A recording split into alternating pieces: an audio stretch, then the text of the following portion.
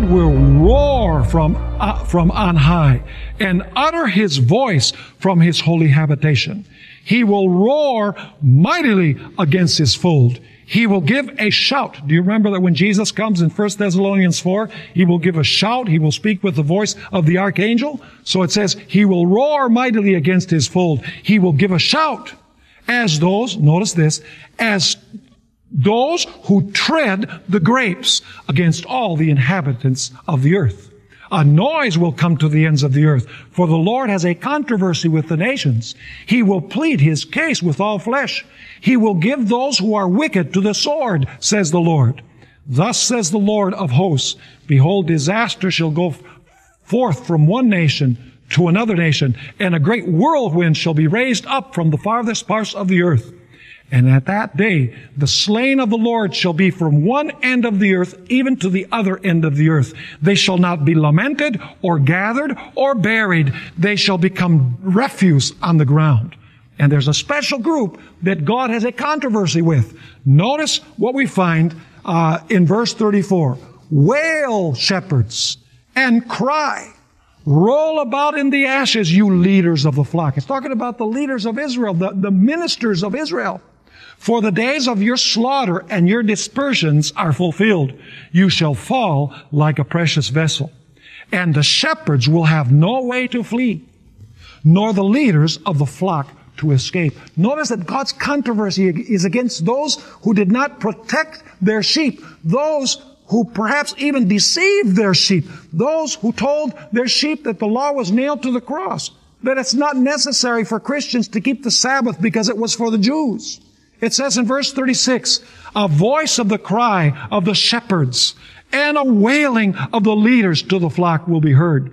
For the Lord has plundered their pasture, and the peaceful dwellings are cut down because of the fierce anger of the Lord. He has left His lair like the lion, for their land is desolate because of the fierceness of the oppressor and because of His fierce anger. These are vivid pictures of the destruction of the wicked who want to destroy God's people who have formed a covenant relationship with God.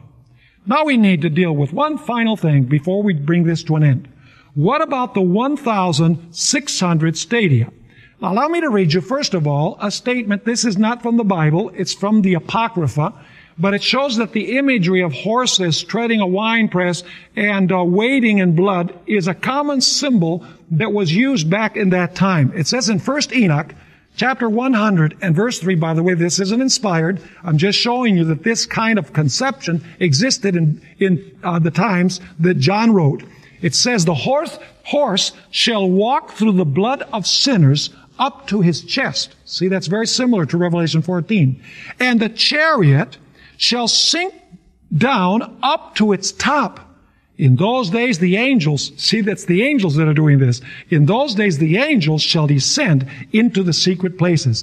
They shall gather together into one place all those who gave aid to sin. And we know that that's the winepress. And the Most High will arise on that day of judgment in order to execute a great judgment upon all the sinners. So you have this imagery already contained in these books from the time in which John wrote. Now what about the 1,600 stadia?